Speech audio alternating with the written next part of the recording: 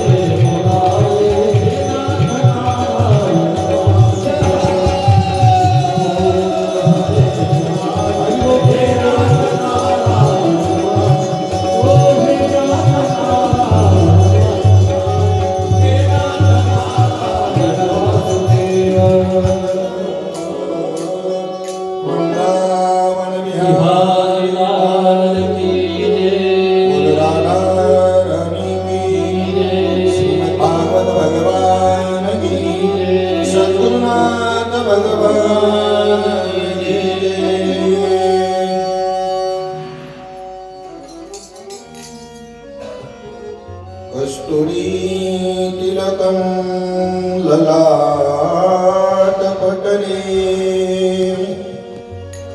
वक्षस्थले कौस्तुभं नासाग्रे वरमौक्तिकं करतले वेणुकरे कङ्कणम्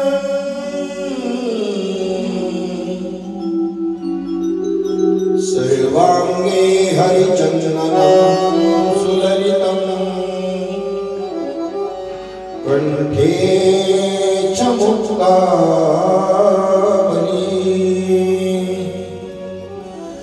गोपश्री परिवेष्टितो विजयते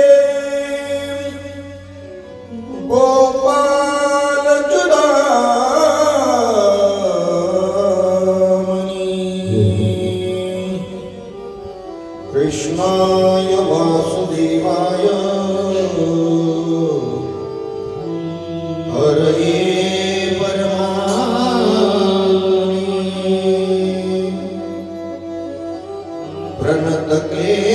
प्रणतक्लेशनाशाय गोविन्दाय नमो नमः श्रूयतां देवेश नारायण जगत्पतये त्वदीनावधानेन कथयिष्ये शुभकथा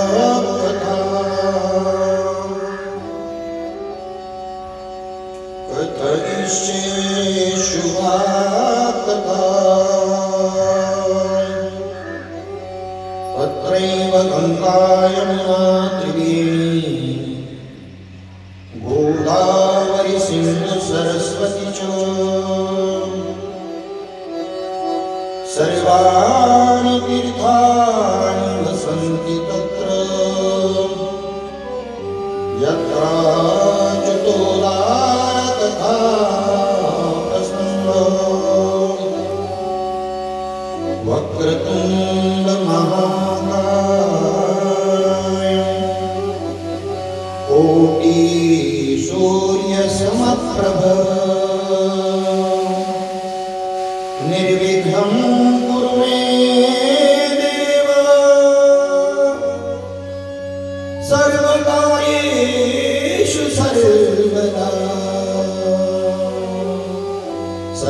शिरसि नमस्तुभ्यं वरदे कामरूपिणे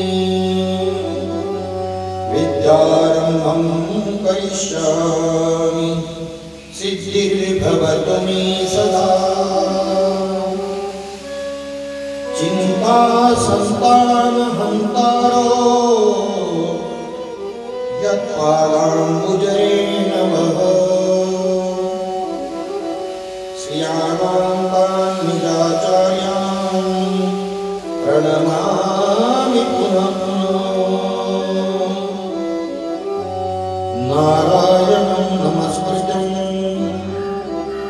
नरं चैव नरोत्तमं देवीं सरस्वती व्यासं ततो जयमुदीरये शुकरूपप्रबोधन सर्वशास्त्रविशारद ब्रह्मानन्दं परमसुखदं केवलं ज्ञानमूर्तिं द्वन्द्वातीतं गगनसदृशं तत्त्वमस्यादिलक्ष्यम् एकं नित्यं विमलमचलं सर्वदी साक्षिभूतं भावातीतं त्रिगुणरहितं सद्गुरुं तं नमामि सद्गुरुं शान्तं सच्चिदानन्दविग्रहं पूर्णब्रह्मपरानन्दम् ईशं आनन्दिवल्लभं नमो सद्गुरु कृपया ज्ञानदीपा नमो सद्गुरु सच्चिदानन्दरूपा नमो सद्गुरु भक्तकल्याणमूर्ति नमो सद्गुरु भास्करा पूर्णकीर्ति स्वये भानुरो भानुहराधिला तया चात्मे दीपक दिव्यदाहरा हरिभक्ति लाभो नितारी समस्ता नमस्कार त्या श्री संस्थये एकनाथ श्रीपादनाथं गुरुराजवर्यं मुमुक्षूणां ज्ञानदानैक्यदक्षं श्रीघोटिक्षेत्रे निवासनं तन्नमामि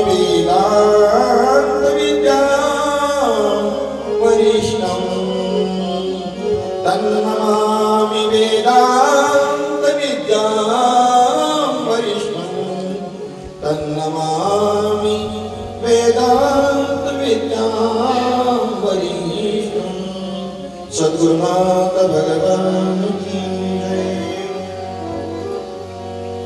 यं प्रवयन्तमनुवेतनपेतकृत्यं द्वैपायनो विरहकातरलाजुहाव पुत्रेति तन्मयतया गर्भोऽभिनीदुः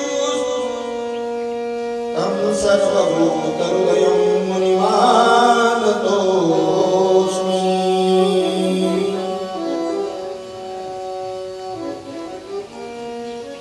अयोध्येजवळ नैमिषारण्य नावाचं ठिकाण आहे। जी भागवत कथा राजा परीक्षितीला शुकमुनींनी गंगा तटाकी सांगितली शुकतालमध्ये, त्याच पद्धतीनं 88,000 ऋषींच्या मेळामध्ये शौनकादी ऋषी त्या ठिकाणी 1000 वर्षाचं यज्ञाचं अनुष्ठान मांडलंय आणि तिथे रोमहर्षणाचे पुत्र उग्रश्रवा ज्यांना शुकमुनीकडून हे भागवत शास्त्र प्रदान झालं होतं त्या अनुष्ठानाकरता गेलेले आहे। दिवसभर अनुष्ठान चालायचं, दुपारच्या वेळामध्ये विश्रांती असायची म्हणून शौनकादी ऋषींनी विनंती केली सुतांना,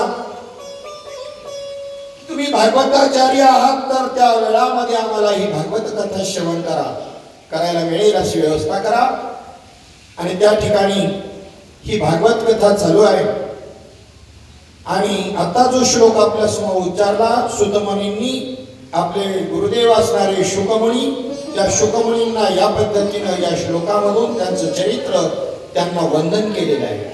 मंगलाचरणानं प्रत्येक कार्याच्या प्रारंभी मंगलाचरण अत्यंत आवश्यक आहे. मंगल आचरण ज्यांचं आहे त्यांचं मंगलाचरण म्हणून स्मरण करावं, कोणाचंही स्मरण करू नये. ज्यांचं आचरण मंगल आहे त्यांचंच मंगलाचरणामध्ये स्मरण व्हावं. वर्णावी की कीर्ती एका मानवाची, एका विठ्ठलाची येर मानवांची वर्णू नये. कथा कीर्तनामध्ये मानवांच्या कीर्ती वर्णन करू नये.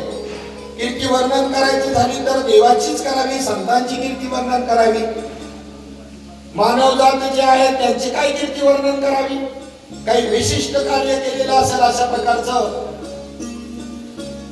आईच्या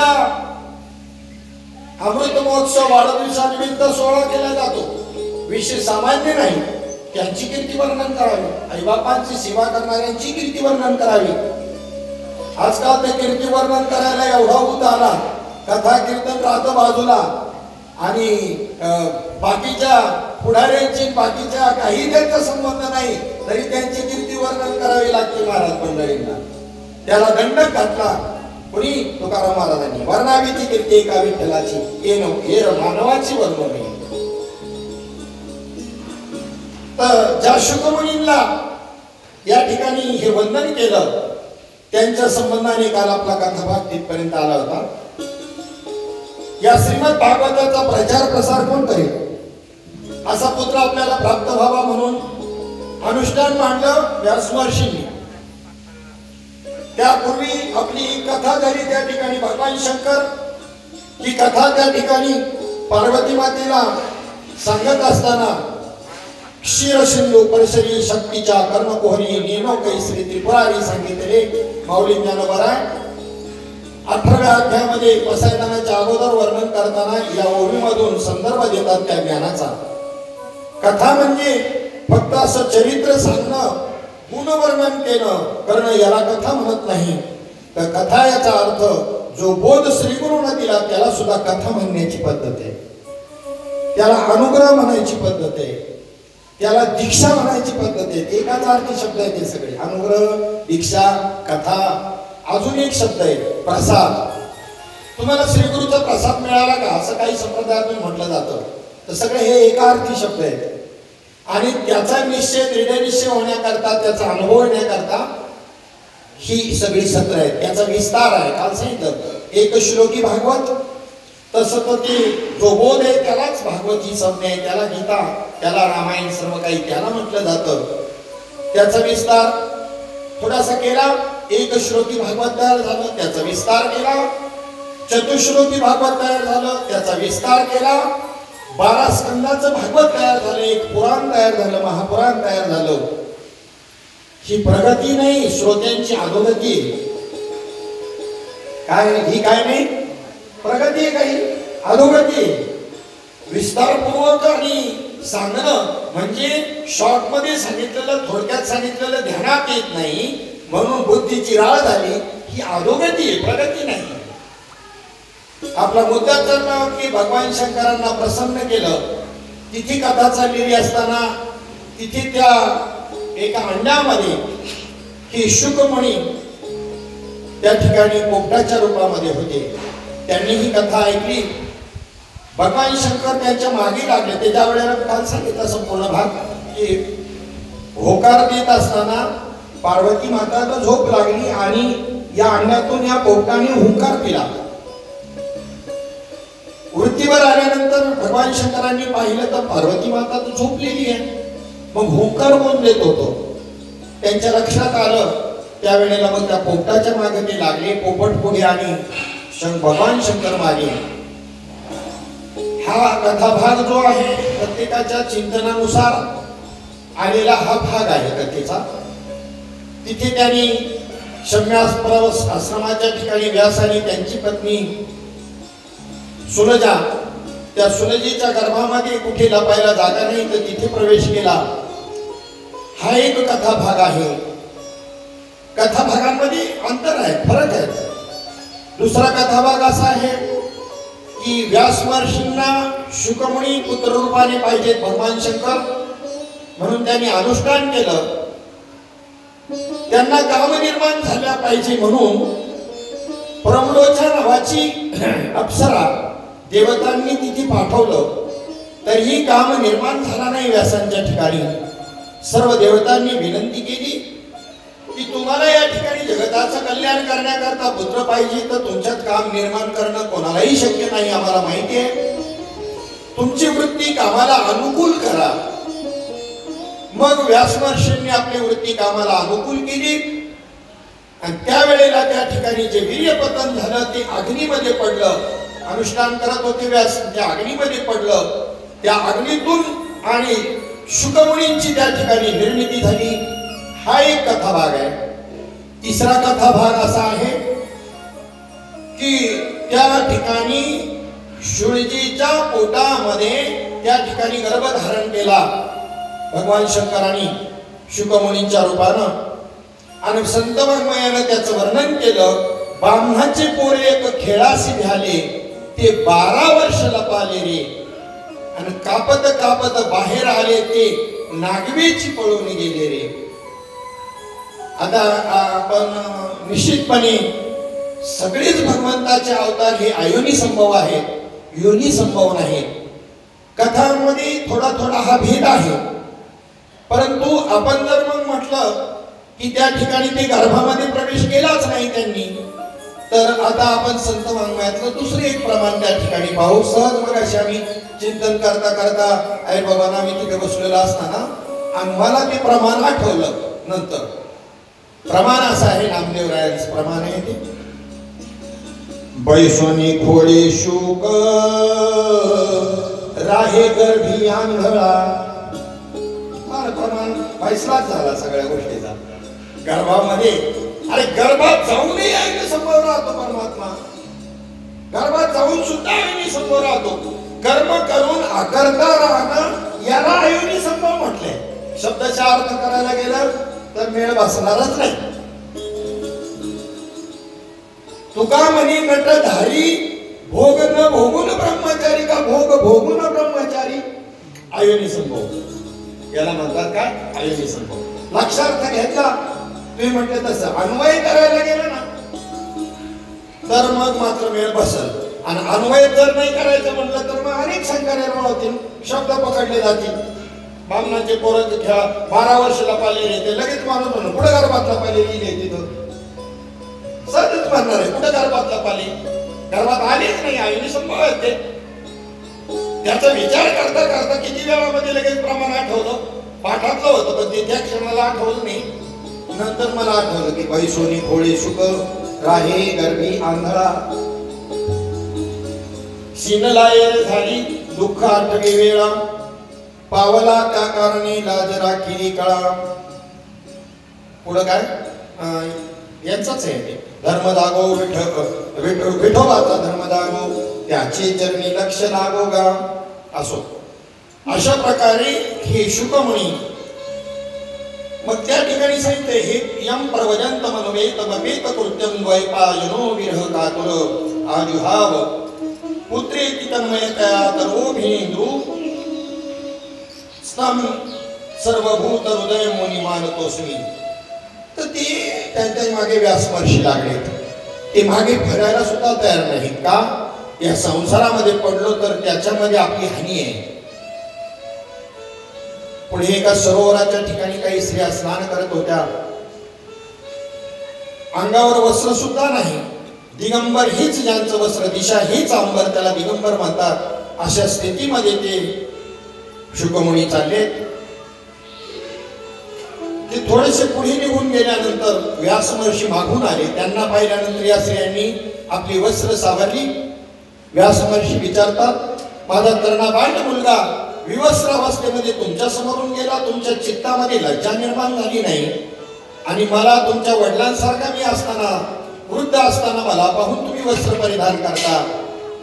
त्यांनी उत्तर दिलं की त्या शुकमुनींच्या अंतःकरणामध्ये देवभावाची जाणीव सुद्धा नाही. तुमच्या बोलण्यातच तुमच्या प्रश्नाचं उत्तर आहे. तुमच्या प्रश्नातच उत्तर आहे ते. म्हणजे तुम्हाला स्त्री आणि पुरुष ही जाणीव आहे किंवा आम्ही वस्त्र पांघरली याची जाणीव आहे. शुकमुनी नागवे गेले त्याची जाणीव आहे. त्यांच्या ठिकाणी ती जाणीव सुद्धा नाही. शुकमणी बरेच अंतरावर गेली. व्यास महर्षी पाठीमागून हाका मारत आहे. अजून यज्ञपवीत धारण केलेलं नाही, मुंज सुद्धा झालेली नाही. आणि असे ते शुकमुनी, आणि त्यांना आवाज द्यायचा तर नावच ठेवलेलं नाही, तर कोणत्या नावाने हाक मारणार. म्हणून ते आपण असं म्हणतो ना, नाव माहीत नसल्यावर पुढे माणूस चाललाय त्याला काय हाक मारणार, आणि ते नाव पडलं त्यांचं शुक. तिथंच नामकरण झालं त्यांचं. तेवढ्याशा घटनेचा परिणाम शुकमुनींवर झाला की बापापेक्षा मी भारी. बाप बाप होता है, बेटा बेटा होता है. बाप बाप होता है, बेटा बेटा होता है. त्यांनी 4 पावसाळे जास्त खाल्लेले असतात बापाने. तसं पाहिलं तर हिंद केसरीमध्ये मुलांनी बापाला हरवल्यानंतर बापाला आनंद आहे. त्याच्यामध्ये तर त्याचा बाप पण आहे. बापाला पाडलंय कुस्तीमध्ये, पण बापाला काय आहे त्याच्यामध्ये आनंद आहे. माझा पोरगा माझ्यापेक्षा बाप से बेटा सवाई निघला, आनंद आहे त्याला त्याच्यामध्ये. परंतु त्याच्या अनुभवाला काहीतरी प्रधानता आहे. त्यांनी जेवढे 4 पावसाळे जास्त काढले त्याचे अनुभव त्याच्या पदरी आहेत. पण अभिमान निर्माण झाला, याच्यावर अभंग केला तुकाराम महाराजांनी. ब्रह्मज्ञान जरी एकदशीकडे, तात्काळ हा गळे अभिमान. अभिमान लागे शुकाच्या पाठी, व्यासे उपराटी दृष्टी गेली. व्यासाला वाटलं हा माझ्यासारखं कोणी नाही. ते ध्यानात आल्याबरोबर व्यास त्याचा पिच्छा सोडून दिला त्याने आणि मागे फिरले. व्यासे उपराटी दृष्टी केली, अहंकार झालाय म्हणून. जनक भेटीसी पाठविला तेने, अभिमान नाने खोटे केले. पुढे काय आठवतो कोणाला, अभिमान नाने खोटे केले. खोटे करून लाविला अभ्यासी, मेरू शिखराशी शुक गेला. जाऊन या तेथे साधिली समाधी, तुका म्हणे कधी होतो आम्ही. त्याच्या आधी जनक भेटीला पाठवला. जा मिथिला नरे, जनक भेटीला जा. जाता जाता सांगितलं उपराटी दृष्टी केली आणि जा तिथे तुला कळेल जो अभिमान तुझ्यात निर्माण झालाय तो तुझा नष्ट करेल तो राजा. राजा जनकाच्या उपवन होतं गावाच्या बाहेर, तिथे गेला. तिथे जे द्वारपाल होते त्यांना सांगितलं, जा तुमच्या राजाला जाऊन सांगा मी शुक आलोय. मी कोण आलोय, मी शुक आलोय.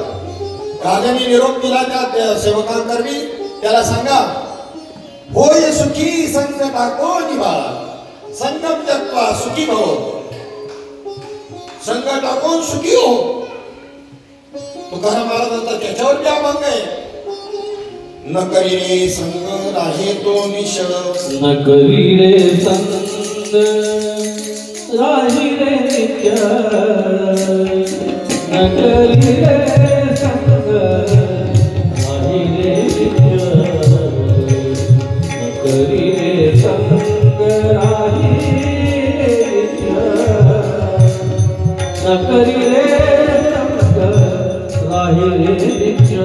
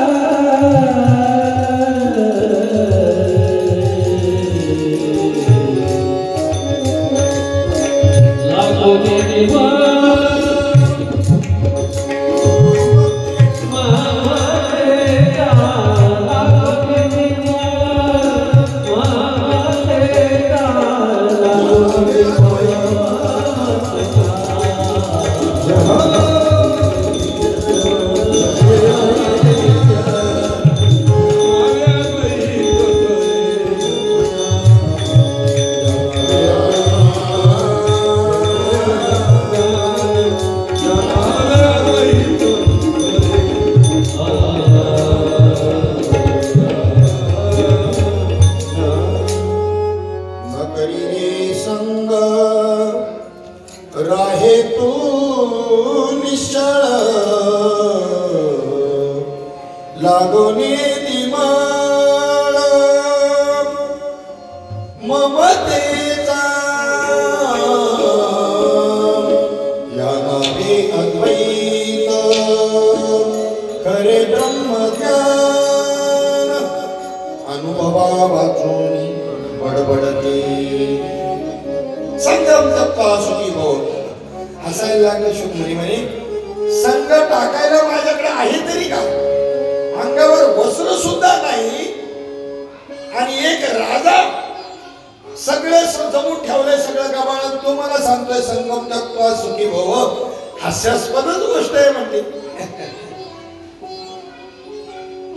पण त्याचं वैराग्य कसं होतं त्या राजाचं राज्य असूनही तो राजा मानत होता हो याज्ञवल्क्य मुनी कथा सांगतायत राजा जनकाबरोबर इतर श्रुती सुद्धा कथा ऐकत होती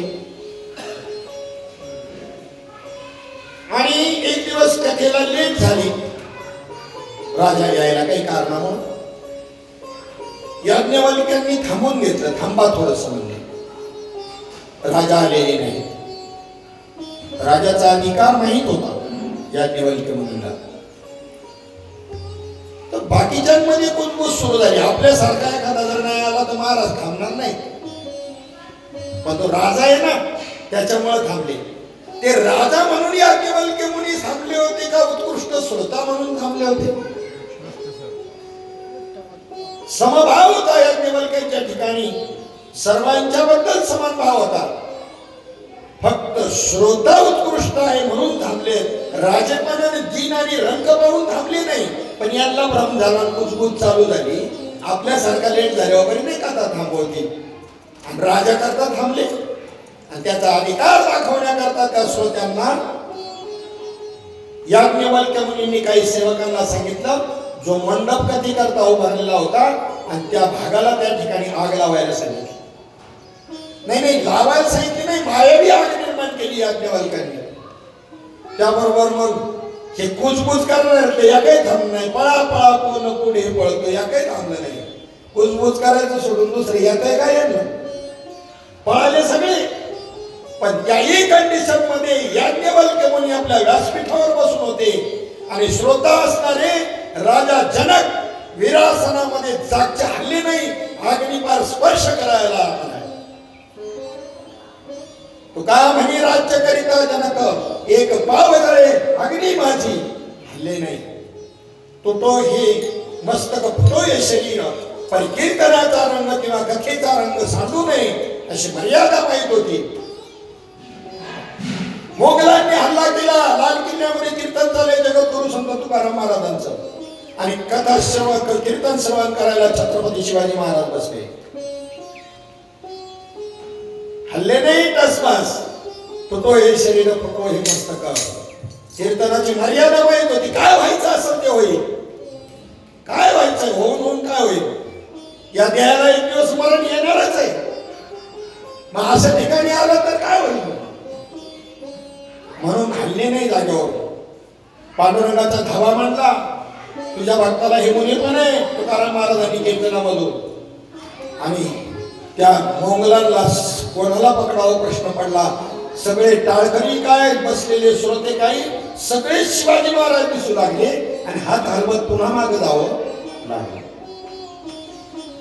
कशा करता सांगत होतो काय मुद्दा चाललाय आपला संघामध्ये असूनही संघाचा परिणाम नाही राजा जनकाला आणि याला मात्र भ्रम निर्माण झाला काही का राजा मला उपदेश करतोय माझ्या अंगावर तर वस्त्र सुद्धा नाही अरे आतमधून किती संगती धरली वरून सोडली असेल पण आतून नाही ना सुटली आणि बाहेरून किती बी जरी असला पण आतून जर निसंग जर असेल तर ते बाहेरचं बाधक ठरतच नाही खरं ठरते बाधक काय आतलं बाधक ठरते ओले मूर्तिकेचे मंदिर ओले मूर्तिकेचे मंदिर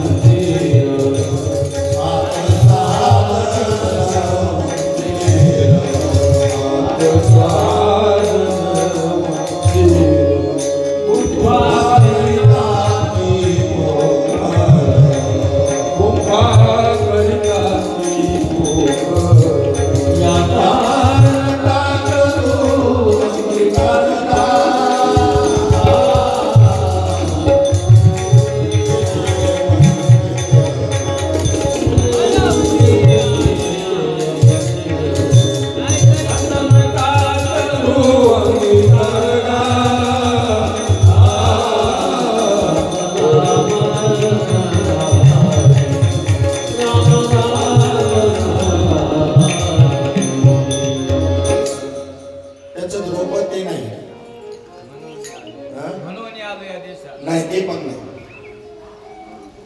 शब्द बसतेच नाही ना तेवढ्यात. ते चूक तेवढी ओले मूर्तिकेचे मंदिर म्हणून आलोय आदेश.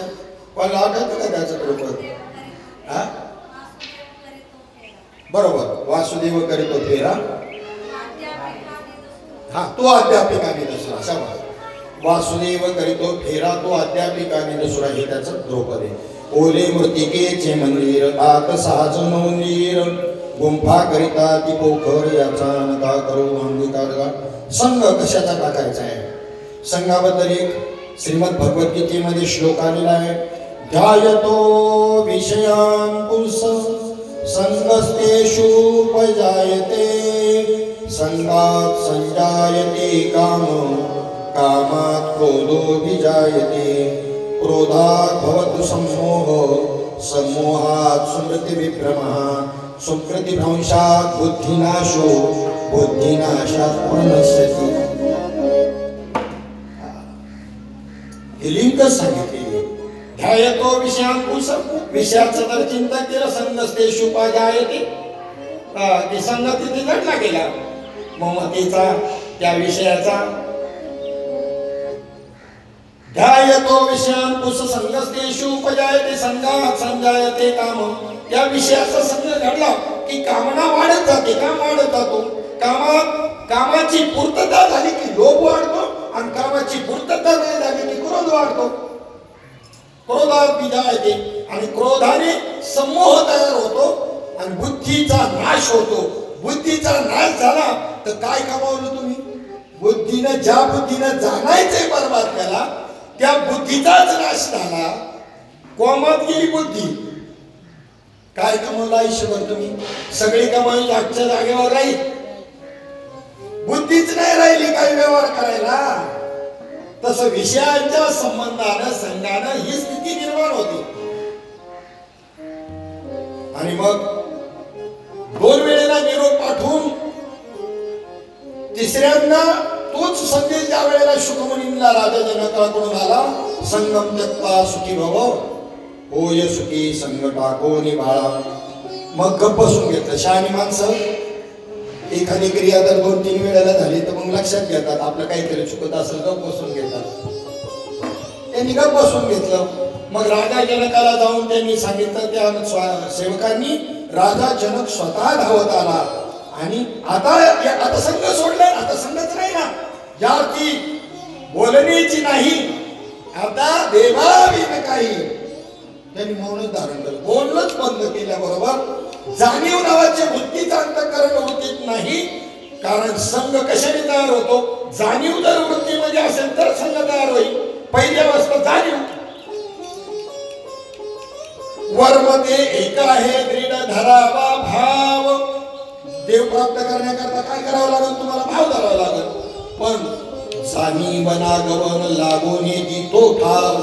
तो भाव देवापर्यंत जाऊ देत नाही. कोण? ही जाणीव रूपी हाडळ, जाणीव रूपी वृत्ती. मग तिचा संघ टाका. म्हणून संघ टाकी जाणीवेचा, देवाचा नाही. नाही तर उलट होईल.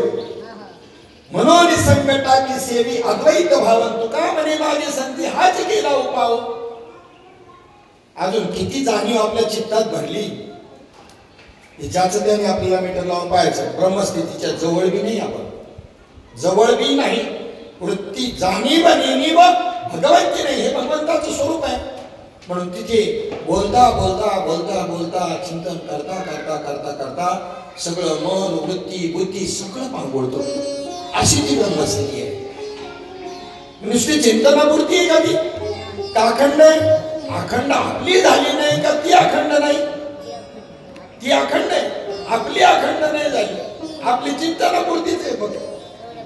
तेवढ्या पूर्ती हा. मग त्या वेळेला त्यांच्या लक्षात आलं आणि मग स्वतः घेऊन गेले राजा जनक. अशा प्रकारचा हा श्लोकाचा भाव आहे. श्रीमद भागवताचं महात्म्य हा अध्यायामध्ये वर्णन केलेले. चिंतारमणि लोक सुखम सुरगरो स्वर्ग संपदम प्रपच्छते गुरु प्रीतो वैकुंठ योगी दुर्लभम. चिंतामणी नावाचा जो काही त्या ठिकाणी मणी आहे तो जर प्राप्त झाला तर जे जे काही इच्छा आपण पूर्ण करू ती इच्छा कोणतीही वस्तू त्रिभुवनात आपल्याला प्राप्त होते. तसं त्या ठिकाणी सांगितलं की सद्गुरु जर प्रसन्न झाला तर योग्यांना सुद्धा दुर्लभ असणारं वैकुंठाचं धाम प्राप्त करतो. म्हणून या सूत मुनींनी श्री गुरूंना नमन केलेलं आहे. नमन करण्याचं कारण या श्लोकामधून सांगितलं. कालव्याल मुखग्रासस निर्नाश हेतवे श्रीमद् भागवतम शास्त्रम कलौकिरेन भाषितम. कलियुगामध्ये मनुष्यांची कालरूपी सर्पाचं सगळे भक्ष बनलेले आहेत आणि त्यामुळं या कालरूपी शक्तीचा विच्छेद करण्याकरता हे श्रीमद् भागवत रूपी शास्त्र भगवंताने निर्माण केलेले आहे. कालाची जाणीवच वृत्तीमध्ये नाही राहिली पाहिजे. तेव्हा तुम्ही काळावर मात केली. तुका म्हणे काळ आणि आता करू न शके बळ. हे आपण प्रमाण म्हणतो. म्हणत असताना कालगतीचं सगळे झटके बसता येत आपल्याला, तरी बी आपण म्हणतो. म्हणायला आपण योग्य आहोत का? आपला अधिकार आहे का? जर कालगतीचा परिणाम ज्याच्यावर होत नाही त्यांनी म्हणावं तुका म्हणे काळ आता करू न शके. काळाच्या विवंचनेतून सुटलाय नाही ते म्हणते तुका म्हणे काळ आता करू न शके बळ. पिकलिया शिंदे कडूपणे गेले हा भंग चिंतनाला घ्यायला धारिष्टच कसं होतं या माणसांचं. काम क्रोध लोभ निमाली ठाईची पक्की बुजबुज आहे आतमध्ये अंतःकरणामध्ये. चिंतनाला अभंग घेतोय. पिकलिया शिंदे कडूपणे गेले घ्यायचा अधिकारी कोणी कोणी घ्यावा तो अभंग. ज्याचं काम आणि क्रोध नष्ट झाले असतील आपली योग्यता जिथपर्यंत तीच चिंतनाला अभंग किंवा तोच विषय चिंतनाला घेतला पाहिजे आणि बाकी देवाकडं याचना केली पाहिजे. कामे नेले चित्त नेली अवलोकू मुख. कामे नेले चित्त नेली अवलोकू मुख. बहुवाटे दुःख फुटो पाये हृदय. बहुवाटे फुटो पाये हृदय. बहुवाटे दुःख फुटो पाये हृदय. बहुवाटे दुःख फुटो पाये हृदय. सागाचा सर्वांनी भक्त केले भगवंता. सागाचा सर्वांनी भक्त केले भगवंता. सागाचा सर्वांनी भक्त केले भगवंता. सागाचा सर्वांनी भक्त केले भगवंता.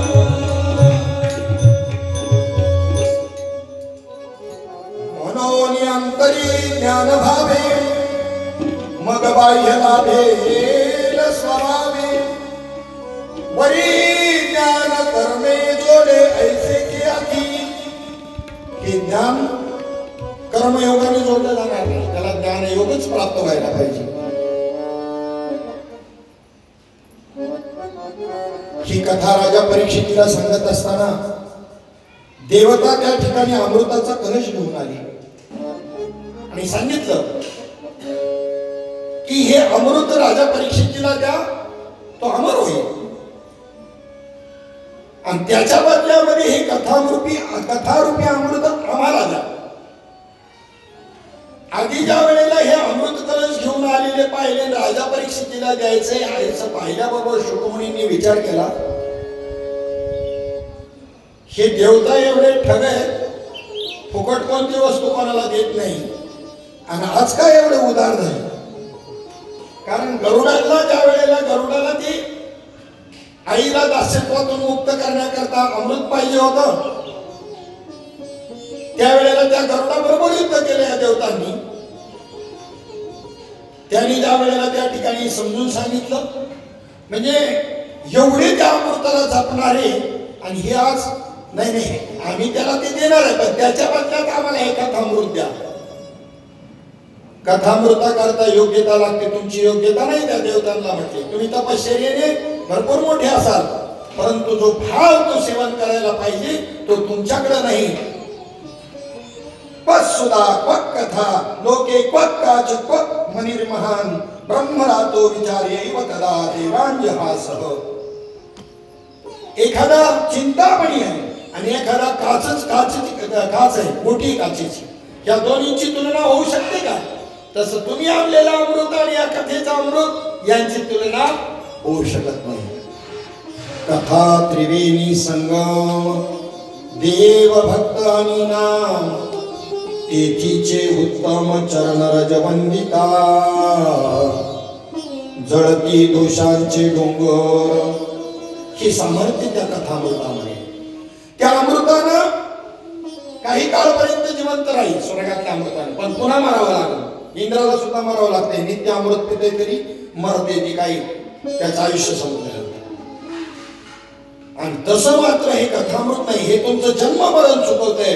शुकमणींनी सांगितलं जमणार नाही हा व्यवहार, नाकारला तो. आणि त्या अमृता करता तर स्वर्गीचे आम्हाला इच्छिता की देवा आणि मृत्यूलोकी व्हावा जन्म. नारायण नामे होऊ नारायण नामे होऊ जीवन, नारायण नामे होऊ जीवन, नारायण नामे होऊ जीवन, नारायण नामे होऊ जीवन.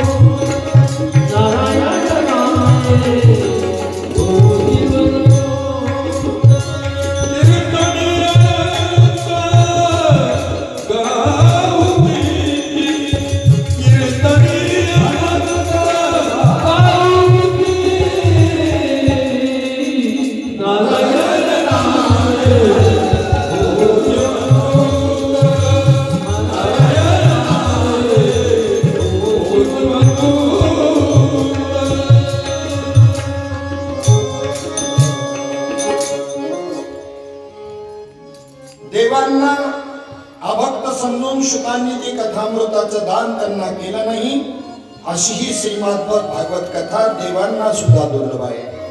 श्रीमद भागवती वार्ता सुरानाम अपि दुर्लभा. भागवताच्या तुलनेमध्ये अन्य सर्व साधनं त्या ठिकाणी ठेवली ब्रह्मदेवानं आणि एका बाजूला हे श्रीमद भागवत ठेवलं, तर भागवताचं पारडं जड झालं. काही सामर्थ्य आहे भागवत कथेचं, म्हणजे ग्रंथ नाही ठेवले, वरवर अर्थ नाही करायचा. एका बाजूला बाकीचे ग्रंथ पारड्यात ठेवले आणि दुसऱ्या बाजूला भागवताचा ग्रंथ ठेवला. नाही नाही नाही, त्याच्यामध्ये तर तेच वाचनाने जास्त भरण, हे कसं वाचनाने जास्त भरण, वरचा अर्थ नाहीये. याच्यात लाक्षणिक अर्थ आहे. त्या ग्रंथांमधल्या ज्ञानाची या ग्रंथातल्या ज्ञानाशी काय केली, तुलना केली. ते केल्यानंतर याच्यातलं ज्ञान श्रेष्ठ आहे असं सिद्ध झालं. अशी ब्रह्मदेवाने तुला केली. एक तुला तुकोबारायांची केली रामेश्वर भट्टांनी. पहा, तुकिता तुलनेसी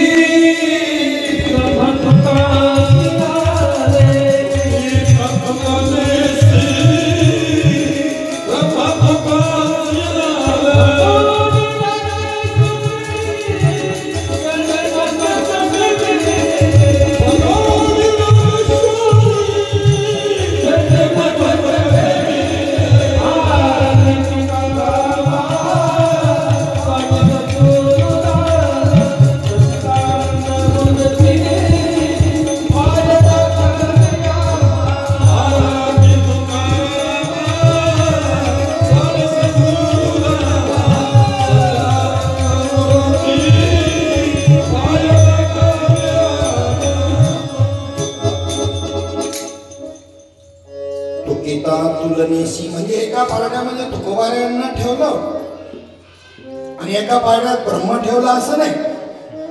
ब्रह्माची जेवढी लक्षणं शास्त्रामध्ये आहेत, वेदामध्ये आहेत, त्याची तुकोबारायांच्या आचरणाशी तुलना केली आणि ब्रह्माची सगळी लक्षणं तुकोबारायांच्या प्रकृतीमध्ये आढळली असं वजन केलं.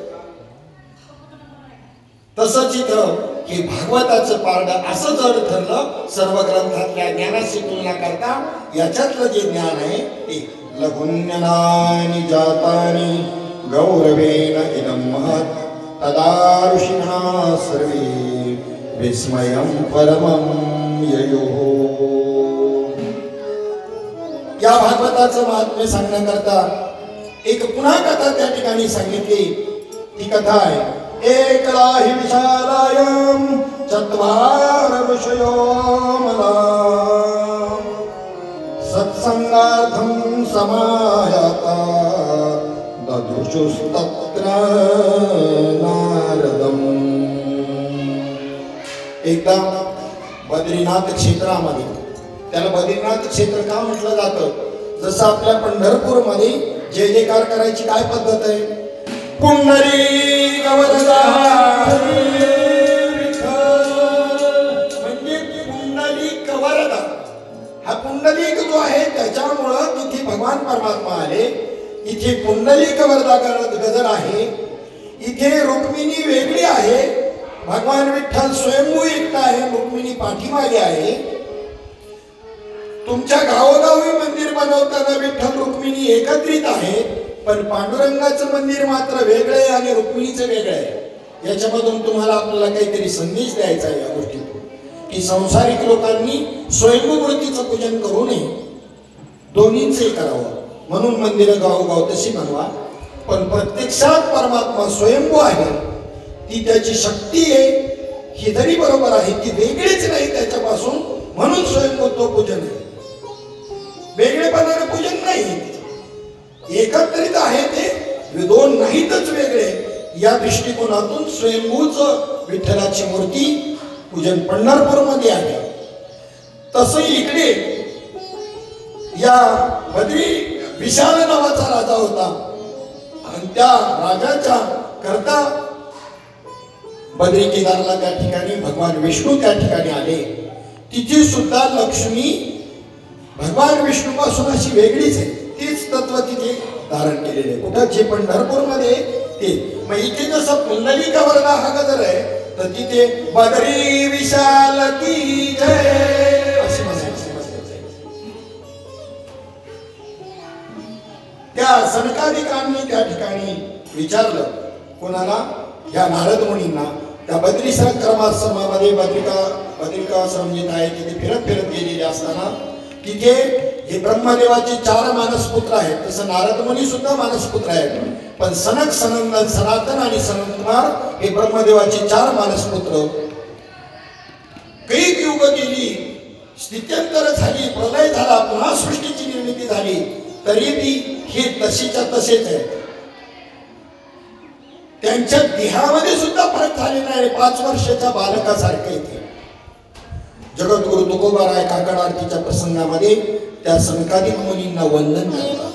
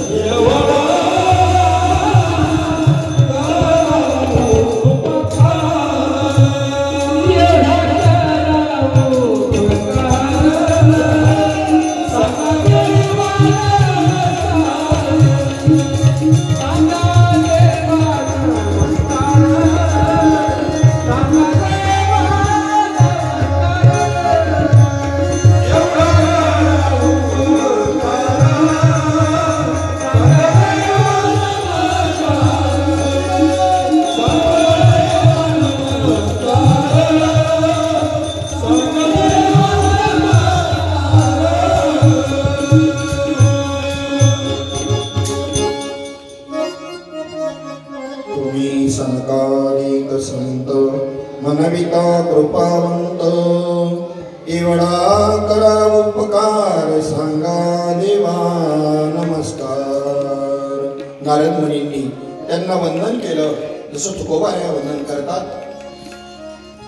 त्यावेळेला त्या सरकारिकाने विचारलं, ब्रह्मन आपण उदास आणि चिंताक्रांत का दिसतात आणि इतक्या घाईनं कुठे चाललेला, कुठून आपण आला?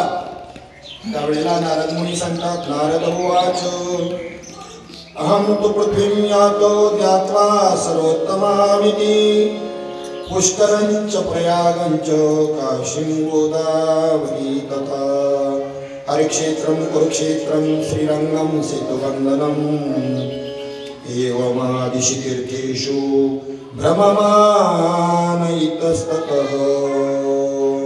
संतानिकांनी विचारलं, हरिदास असा टवटवीत दिसायला पाहिजे, स्फूर्तिवान दिसायला पाहिजे, गौरी फोडल्यासारखा नाही दिसला पाहिजे, तोंडावर गौरी फोडल्यासारखा. आणि तुम्ही तर चिंतातूर दिसता. कुठून आला, कुठे चालला, काय कारण उदासीनतेचं? एखाद्याचं धन चोरीला गेल्यानंतर तो जसा व्याकुळ झालेला असतो तसं आपण दिसत आहात. याचं कारण काय? कारण आपल्यासारख्या आसक्तीरहित पुरुषाला हे शोभणार नाही. प्रफुल्लित वदन तुमचं असायला पाहिजे. नारद म्हणतात, या पृथ्वी तलाव सर्वोत्तम असं आहे, पृथ्वी तलाव आहे, पृथ्वी आहे असं समजून मी या ठिकाणी आलो. आणि पृथ्वीवरची त्या ठिकाणी पुष्कर, राजस्थानमध्ये पुष्कर क्षेत्र आहे. ब्रह्मदेवाचं मंदिर फक्त भूतलावर त्या पुष्करच्या ठिकाणीच आहे. काशी, गोदावरी, हरिद्वार, ऋषिकेश, कुरुक्षेत्र, श्रीरंगम, रामेश्वरम इत्यादी अनेक तीर्थक्षेत्रांमध्ये मी संचार केला, परंतु मला कुठेही शांती प्राप्त झाली नाही. कारण सध्या अधर्माला सहाय्य करणाऱ्या कलियुगानं ही पृथ्वी दुःखी झालेली आहे. आणि या कलियुगाचं सामर्थ्य या ठिकाणी पाहत असताना इथं सत्य लोप पावलं, तप नाही, पवित्रता नाही, दया दान राहिलेलं नाही. मनुष्य प्राणी केवळ उदर भरण्याकरताच वेगळे, पोट भरण्याकरता रात्रंदिवस कामं करतात, कुठे लबाड्या करतात, ते असत्य भाषण करतात, आळशी आहेत, मंदबुद्धी आहेत, भाग्यहीन आहेत, उपद्रवाने ग्रस्त झालेले आहेत. आणि जे संत म्हणायचं ना त्यांना ते दांभिक झालेले आहेत. दंभ लक्षण नाही या काही विपरमार्थाचं, दाखवायचं नाही असं दांभिक झालेले आहेत. वरकरणी विरक्तता दाखवतात आणि पैशाचा संचय मात्र करतात. घराघरामध्ये स्त्रियांची सत्ता चालते. पत्नीचा भाऊ घरात सल्लागार झालाय, त्याचा काय संबंध या कुटुंबाशी? त्याच्या सल्ल्याने चालतं आमचं कुटुंब. लोक धनलोभाने कन्यांचा विक्री करू लागले. एवढंच नाही तर कथेची विक्री करू लागली. ठरवून कथा, एवढे पाहिजे तेवढे पाहिजे. कथा करून या द्रव्याचे घेती मार्जारती होती जन्मोजन्मी. जन्मोजन्मी मांजराचा जन्म मला प्राप्त होईल कथा करून जर द्रव्य घेतलं तर. मग ठाण्याच्या राण्याला कसं जाणार तुम्ही? कीर्तन करायचे ठाण्याला, त्या दिवशी दुसऱ्या दिवशी आणायला कसं जाणार? काही न घेता. त्याचा अर्थ शब्दशः तसं नाही, मागायचं नाही. घेतल्याशिवाय धर्माचा प्रचार प्रसार करू शकता का तुम्ही?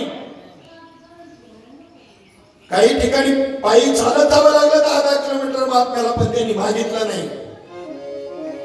पण त्यांनी तुम्हाला सांगितलं नाही असं. तुम्हाला सांगितलं मागू नका, फक्त एकच मागू नका. जे मिळेल त्याच्यामध्ये संतुष्ट राहा. परमार्थ पैसा कमवण्याकरता नाही. आणि हे आम्हाला ज्या वेळेला मला दिसलं, या भूतलावर कन्येचा विक्रय, कथेचा विक्रय, लबाड झाले लोक, मंदबुद्धी झाली, आळशी झाले, भाग्यहीन झाले, सत्य नाही, तप नाही, पवित्र नाही, दया नाही, दान धर्म राहिलेला नाही. आणि म्हणून त्या ठिकाणी नवरा बायकोमध्ये सारखी भांडणं होत आहे. महात्मा पुरुषांचं आश्रम, तीर्थक्षेत्र, नद्या इत्यादीवरती परधर्मीयांचं त्या ठिकाणी सत्ता आहे. आजही तसंच आहे, नाही तर काय?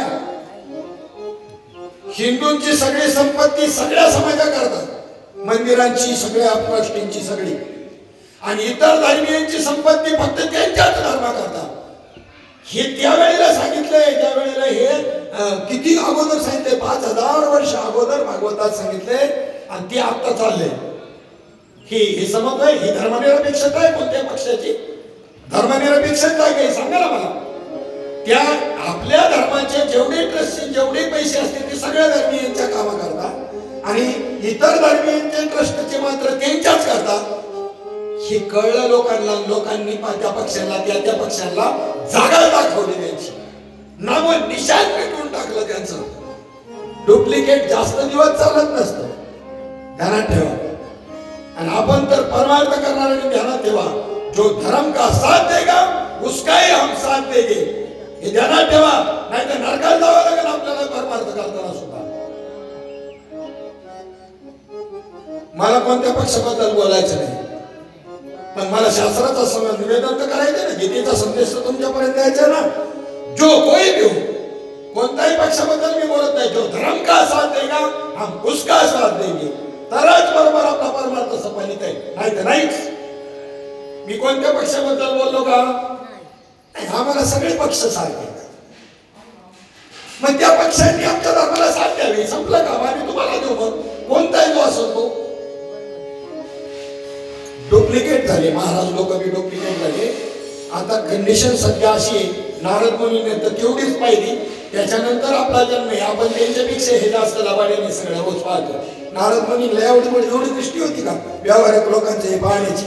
दिव्य दृष्टी असेल, सगळ्या लोकांमध्ये फिरत असेल, पण त्यांच्यापेक्षा या अभ्यासात आम्ही पुढे आहे. नारद मुनीची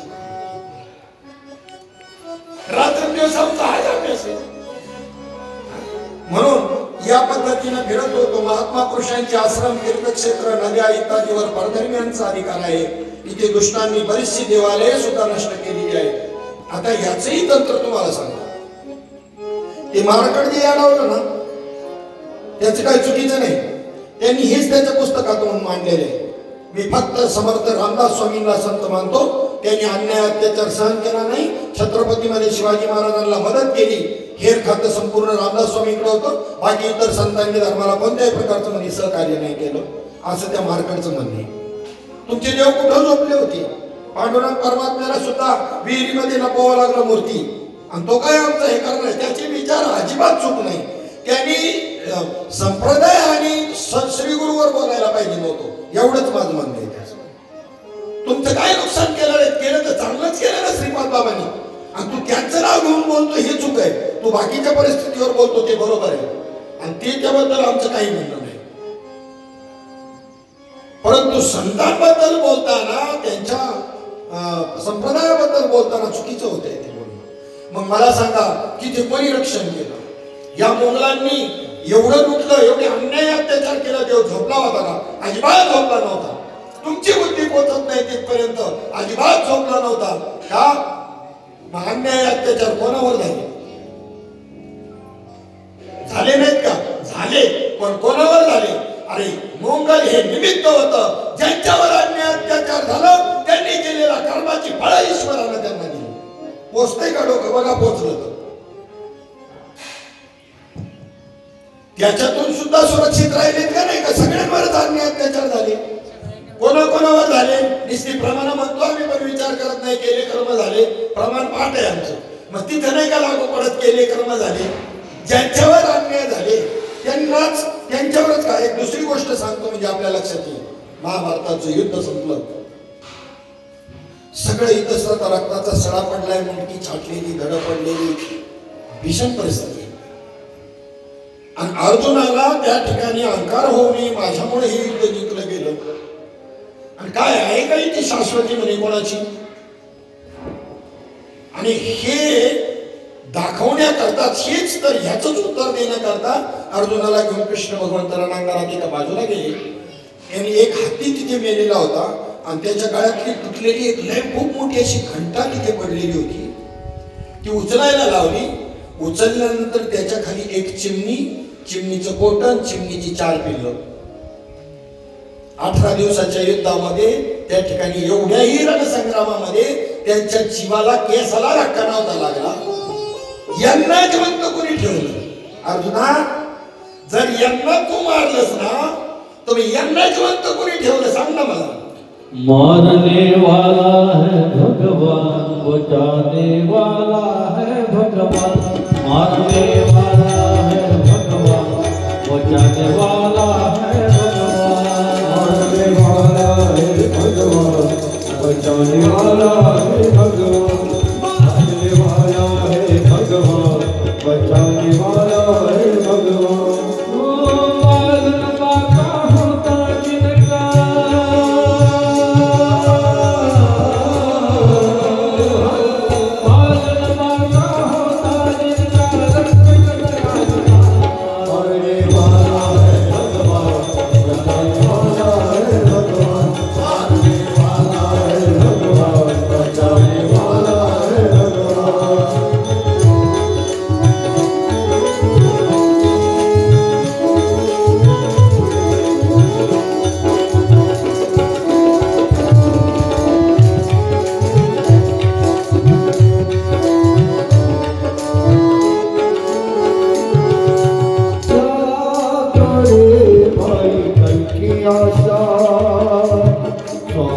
बिना पित जोड़ो कल क्या होगा इसकी चिंता, जगत पिता पर छोड़ो। क्या होनी है जान होनी, क्या होनी है जान होनी, सब कुछ उसके हाथ। मारने वाला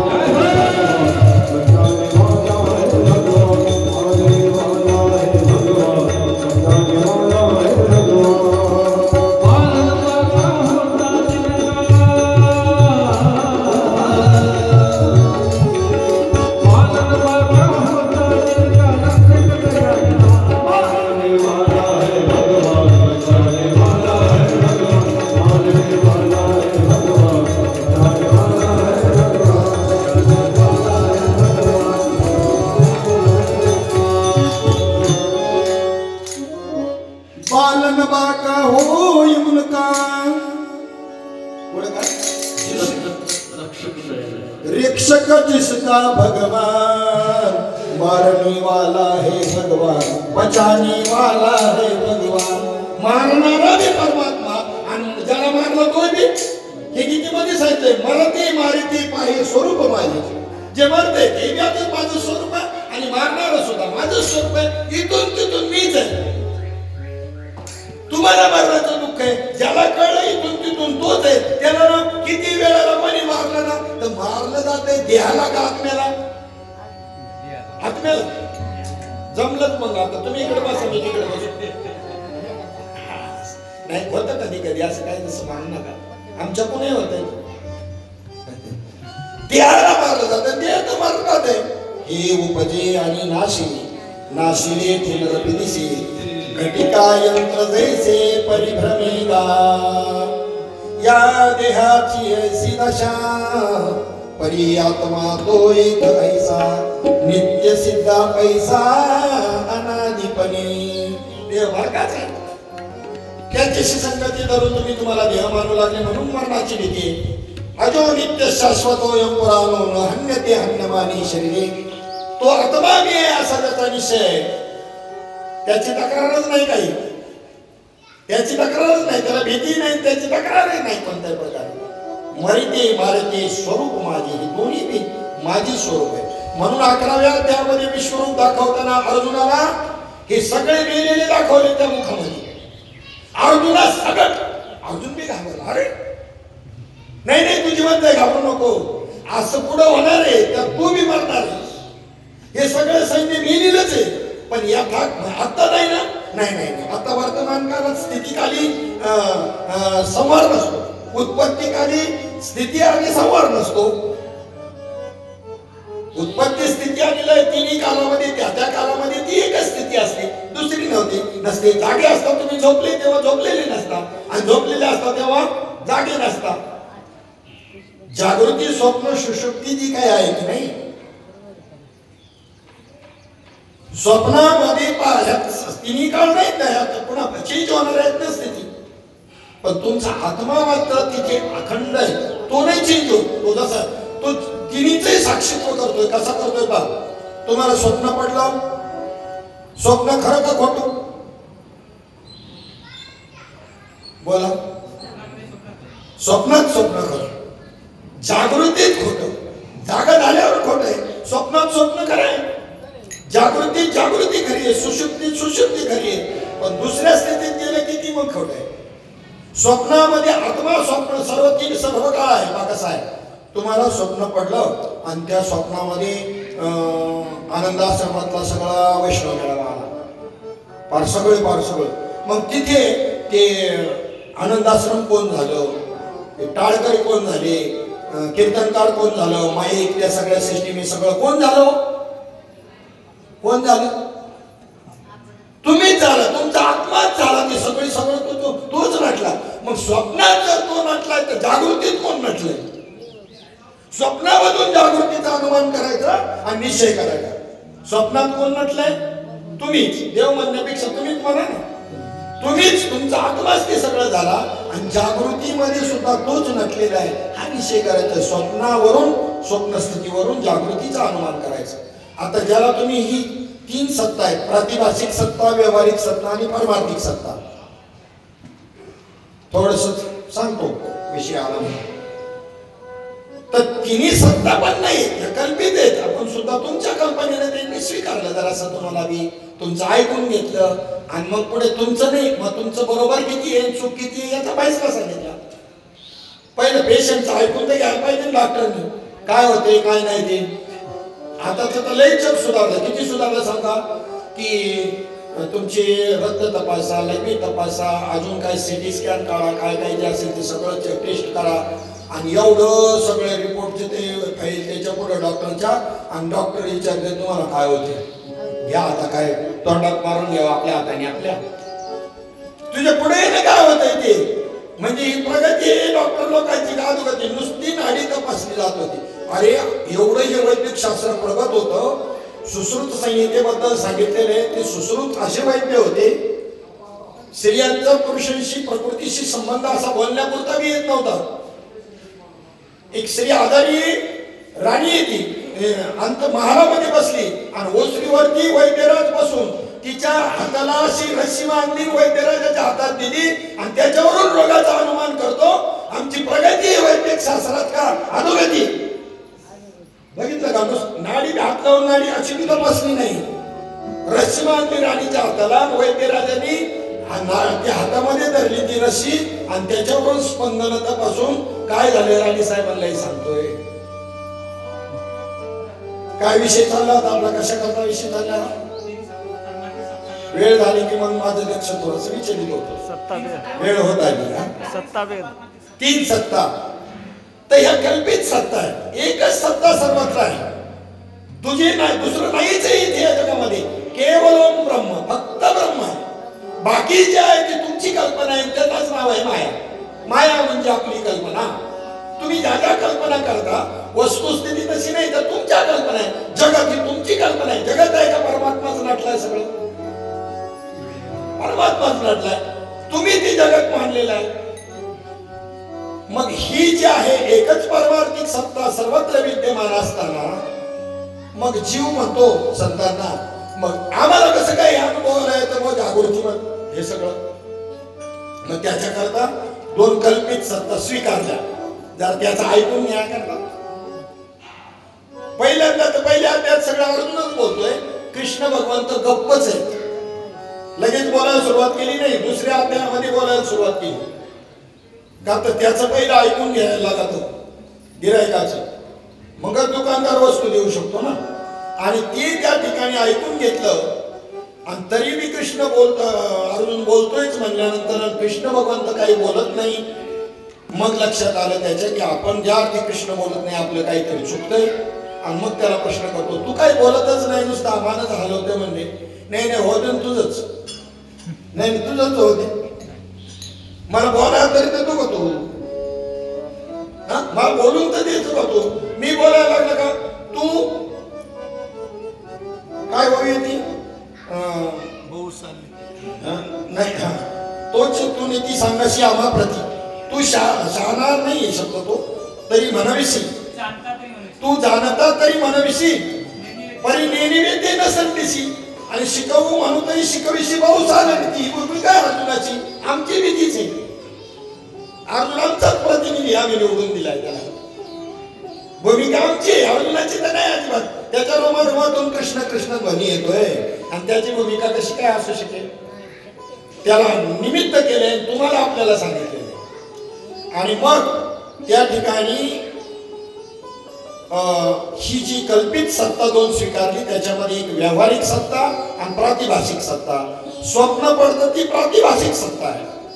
तुम्ही आता जे आपण आहोत या ठिकाणी जे आपल्याला जाणीव आहे सगळ्या वातावरणाची, चाललेल्या गोष्टीची, ज्याला आपण जागृती म्हणतो, ही जागृती नाहीये, हिला व्यावहारिक सत्ता नाव आहे. स्वप्नातली जी आहे ती काय आहे? प्रातिभाषिक. मृगजळ काय आहे? प्रातिभाषिक सत्ता आहे. रस्सीवरती साप भासला, कल्पित सत्ता, प्रातिभाषिक सत्ता, कल्पित आहे ती. स्वप्न जसं खोटं तसं हे जागृतीमध्ये दिसतं, हे सुद्धा खोटच. फक्त स्वप्नातला कालावधी काही सेकंदाचा, काही मिनिटाचा असतो आणि इथला कालावधी प्रत्येक घटनेचा कसा आहे? जरा थोडा मोठा आहे. त्याच्यामुळे हे खरं वाटतं आपल्याला. गंगेचं पाणी माऊली म्हणतात, इथून पिण्याकरता कोणीतरी वाहतं पाणी आणि ओंजळीमध्ये पाणी घेण्याकरता, पिण्याकरता गेला, वाकून ते पाणी पिकपर्यंत ते पाणी पुढे गेलेलं असतं आणि दुसरं आलेलं असतं मागून. पण ते अखंड क्रिया चालल्यामुळे आपल्याला ते एकच वाटतं. अगरबत्ती जर गोल फिरवली तर चक्र दिसतं. चक्र आहे का वास्तविक? पण गोल चक्र दिसतं. तसं हा गतिमान आहे प्रपंच, संसार, म्हणून आम्हाला तो सत्य वाटतो. आणि त्याला अधिष्ठान कशाचं आहे? ते असत्य जरी आहे पण त्याला अधिष्ठान सत्याचं आहे बरं का. अधिष्ठान कोण आहे? परमात्मा आहे, म्हणून सत्य वाटतंय. मग इथे विवेक करून वेगवेगळं करायचंय की शेंगदाणा आणि त्याचं वरची भुईमुगाची ती शेंग हे दोन स्वतंत्र गोष्टी आहेत, एक नाहीत. देह आणि आत्मा दोन वेगवेगळ्या गोष्टी आहेत. दोन्हींचं एकत्रीकरण जे आमच्या वृत्तीने केलंय ते वेगळं करायचंय भागवताच्या ज्ञानानं. आणि असा मृत्यू कशाला आहे समजून घ्यायचंय राजा परीक्षितीनं. परीक्षिती तर भांच्यात छंदात आपला परीक्षिती, आपला परीक्षिती कुठे याचा विचार करायला तयार आहे? मर्त काय आणि अमर काय आहे हे सांगण्याकरता तर भागवत आहे. विचार करा. मग ते स्वप्न ही जी आहे ती प्रातिभाषिक सत्ता आहे, आपण व्यवहारिक ही व्यावहारिक सत्ता आहे, आणि एक जी आहे ती परमार्थिक सत्ता आहे. ही परमार्थिक सत्ताच या दोन्ही व्यवहाराच्याही रूपानं आणि प्रातिभाषिक रूपानं नटली एकच सत्ता आहे. राजा हे राजा महात्म्याने विचारलं, राजाने विचारलं, जनक राजानं, मला स्वप्न पडलं होतं, मी भिकारी झालो, ते स्वप्न खरं का? तर जागृती म्हणला मी राजा खरा. राजा ते बी खोटं आणि हे बी खोटं. म्हणून या ठिकाणी विचार करा. या भागवताचं महात्म्य सांगत असताना सनकादिक मुनींची भेट झाली नारद मुनीशी आणि त्यांनी आपल्या विषण्णतेचं कारण सांगितलं. या कलियुगाचा प्रभाव, इथे झालेली परिस्थिती, ह्याच्यामुळे मी उदासीन झालो आणि फिरत फिरत ही सगळं तीर्थक्षेत्र करत मी कुठे आलो? वृंदावनामध्ये आलो. वृंदावनामध्ये एक तरुण अशी स्त्री आणि तिचे दोन पुत्र त्या ठिकाणी जे त्यांना त्या ठिकाणी मूर्छापन्न स्थिती प्राप्त झालेली आहे. काही स्त्रिया त्यांची सेवा करत होत्या. नारद मुनींना बाजूला जाताना पाहिल्यानंतर त्या स्त्रीने बोलावलं, भो भो साधू, इकडे या, तुम्ही साधू पुरुष दिसता, माझ्या या शंकेचं निरसन करा. हे दोन्ही तुम्ही कोण? त्यावेळेला तिने सांगितलं मी भक्ती आहे. मग तिथं ते महात्म्य त्या काळामध्ये त्यांनी सांगितलं की त्या ठिकाणी मी भक्ती उत्पन्न द्रविडे साहम, मी द्रविड देशामध्ये माझा जन्म झाला. वृद्धिम कर्नाटके गता, कर्नाटकामध्ये माझी काय झाली? वाढ झाली. क्वचिन क्वचिन महाराष्ट्र, महाराष्ट्रात क्वचित क्वचित ठिकाणी मी दिसते. 15 लाखावर जाऊ नका ही वारी पंढरीची, त्याच्यात हौशे गवशे नवशेत नाहीये. हौशे हौसेने जाणारे, गवशे म्हणजे पाकिटमारी करायला जाणारे आणि नवस फेडायला जाणारे. भक्त नाही कोणी. तुम्ही यांना भक्त समजता काय? भक्ती नाही समजत त्यांना भक्त, तर बाकीचं काय? क्वचित क्वचित महाराष्ट्र. कोणत्या काळात? अजून त्याच्यापेक्षा कलियुगात त्यांच्या भर पडलेली जास्त का कमी झाली? भक्ती म्हणते माझा जन्म उत्पन्ने द्रविडे साहम, द्रविड देशात मी माझा जन्म झाला. त्याच्यानंतर वृद्धिम कर्नाटके, आज त्यांची भाषा आपल्याला कळत नाही, नाही तर खरा परमार्थ कर्नाटकमध्ये त्यांची भाषा कळत नाही. हे आपलं दुर्दैव.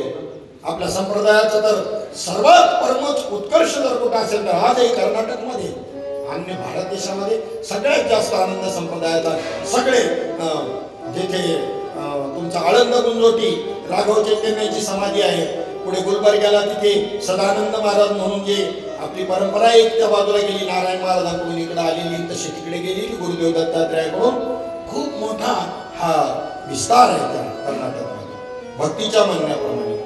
क्वचिन महाराष्ट्रात कुठे तरी आणि गुरुदरे जीर्णता आता गुजरातमध्ये तुम्ही मेलेच नाही भक्ती म्हणते तेव्हा मेली नाताही मेलेलीच आहे.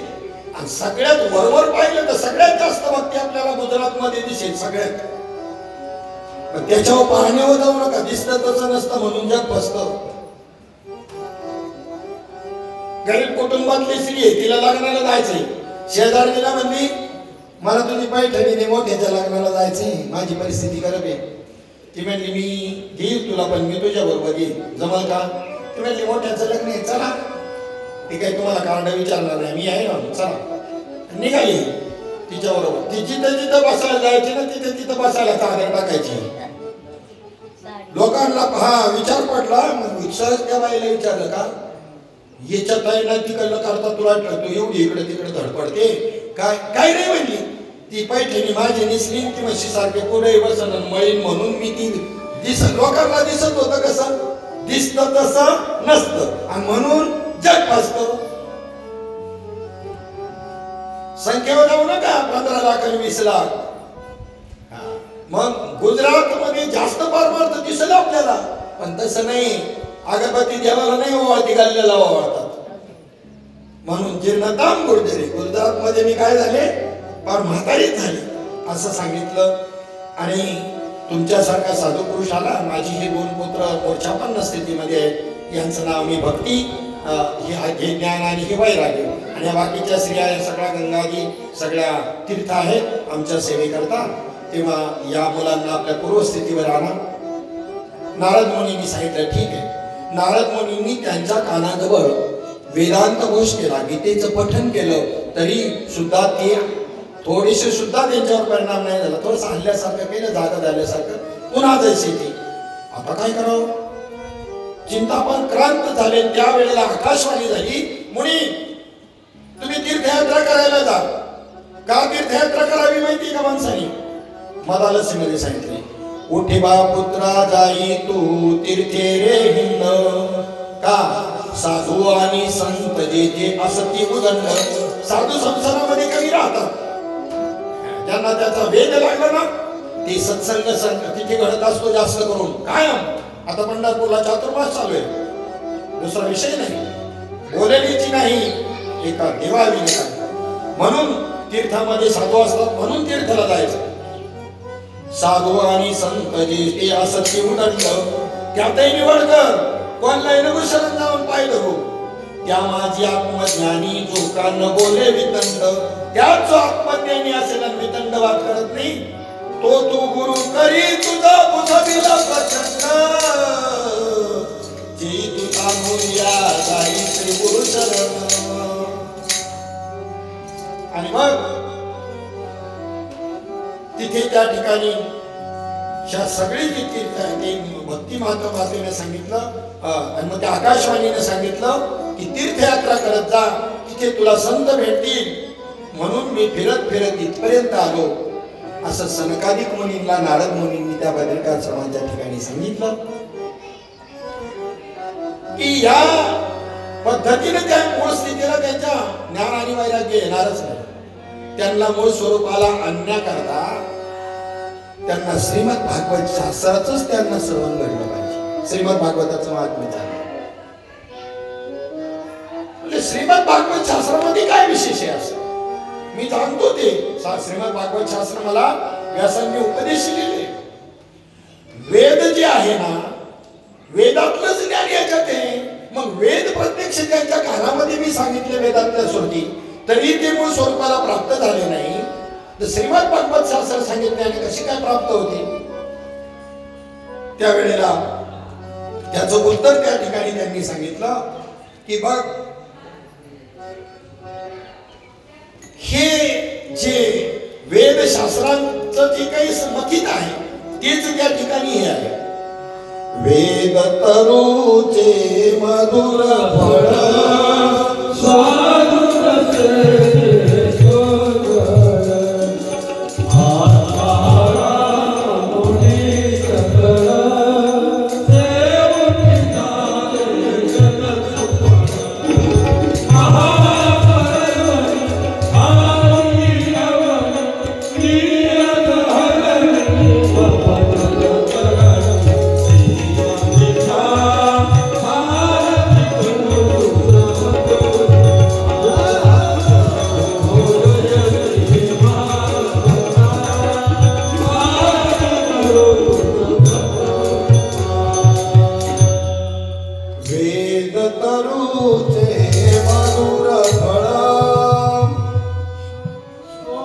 तुम्हाला जर फळाचा रस खायचा असेल तर मुळाला चाटून जमल, खोडाला चाटून जमल, फांद्याला चाटून जमल.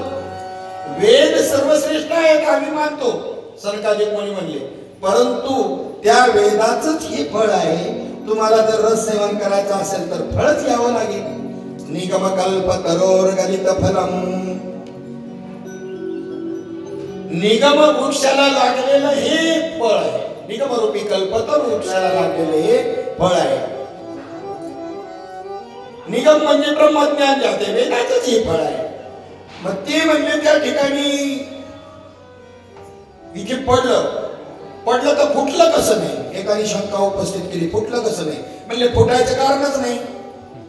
ते एका शाखेवरून असं घरगळत खाली आलं, त्यामुळे फुटलं नाही. म्हणजे कसं, पहिल्या शाखा जी आहे मुख्य महाविष्णू, तिथून दुसऱ्या ब्रह्मदेव रूपी शाखेवरती आलं, तिथून नारद व्यास, असं मग असं घरगळत एका शाखे. तिथला वृक्ष पाहिला का किती पुरातन आहे, 5,500 वर्षापूर्वीचा शुकतालला. अशा फांद्या एका खाली आहे. त्या फांद्यावरून त्या फांद्यावर आलं घरगळत, त्या फांद्यावरून त्या, आणि मग फुटायचं काय प्रश्न आहे.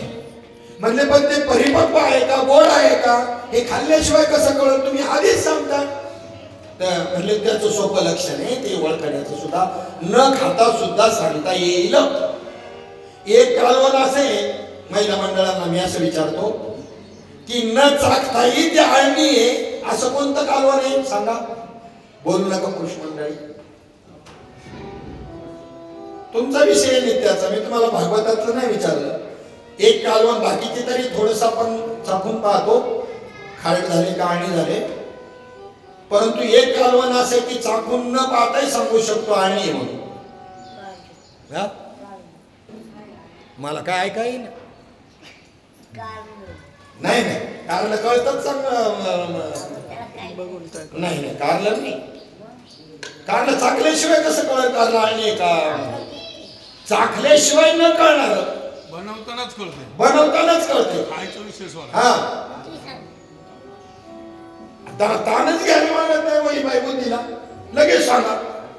आणि हे आपल्याला घायला दिली लगेच सांगायची, त्याच्यामुळेच मोठा नव्हतं सगळं. जरा ताण दिला पाहिजे, नाही सांगायचं, राहू दे तसं. त्याची सवय पडली आपल्याला, ते होतच नाही. ते कालवण करता करता ते मोडत आहेत. अजूनही नाही कळलं, जमलंच म्हणा. शिंगोळी शिंगोळी शिंगोळी शिंगोळी शिंगोळी आळणी झाली तर ती वळतच नाही, ते होतच नाही असं. तर मग हे कसं काय कळायचं की हे मधुर आहे. म्हणले काय नाही, ज्याला पोपटाने चोच मारली नाही ज्या फळाला, ते कोणत्याही फळाला पोपट टोच नाही मारत. शुकमुनींनी त्याला टोच मारलेली आहे. निगम कल्पतरोर गलित फलम शुकमुखा द्रव संयुतम, त्यांनी टोच मारलेली. 100% ते 110% गोडच असणार. पोपटाने शुकाने टोच मारली नाही हा. आणि म्हणून त्या ठिकाणी सनकादिक मुनींनी नारद मुनींना सांगितलं, झाडातला रस बुंद्यापासून जसा शेंड्यापर्यंत जरी आहे, सर्व वृक्षामध्ये की नाही रस, पण त्याचा आस्वाद घेता येत नाही. खोड चाटून नाही रस मिळायचा, पण त्याचा रस फळाच्या रूपाने वेगळा प्रकट होतो, मग सर्वांना हवासा वाटतो. दुसरं उदाहरण दिलं, दुधामध्ये तूप असतं पण त्याचा स्वाद घेता येत नाही. ते तूप दुधापासून वेगळं काढल्यानंतर तेव्हा ते त्या ठिकाणी आपल्याला त्याची चव घेता येते. ऊसाच्या सर्वांगामध्ये साखर व्यापलेली आहे, पण ती सगळी वेगळी केल्यानंतरच तिची गोडी समजते, क्रिया केल्यावर. तसं भागवत शास्त्र पुराणांच्या वेदांच्या जरी बरोबरीच आहे, तरी पण त्या ठिकाणी त्याचं वेगळं फलरूपाने हे वेदशास्त्रातलं फळ काढले. असे हे भागवत महात्म्य नारद मुनींच्या या कथेच्या माध्यमामधून सनकादिक मुनींनी त्यांना सांगितलं. त्यानंतर पुढे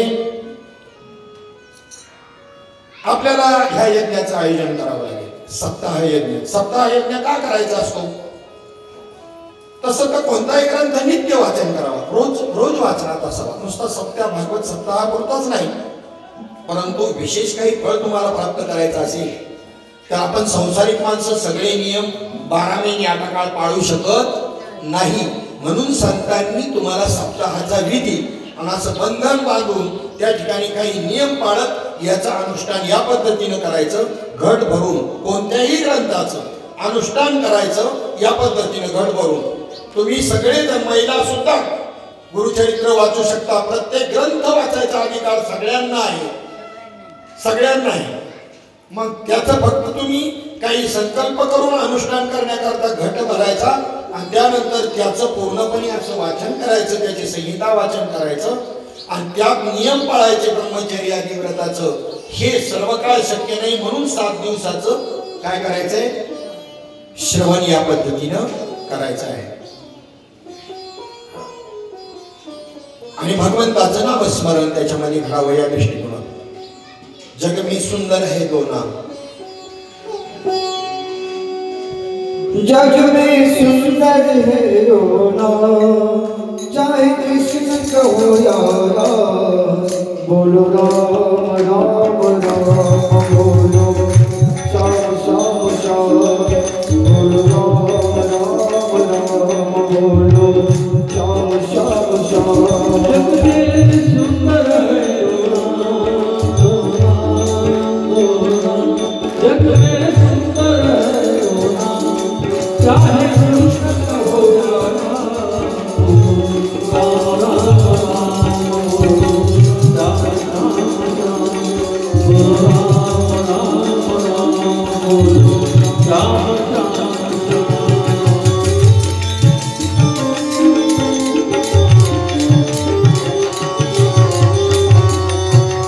माखन के चुराए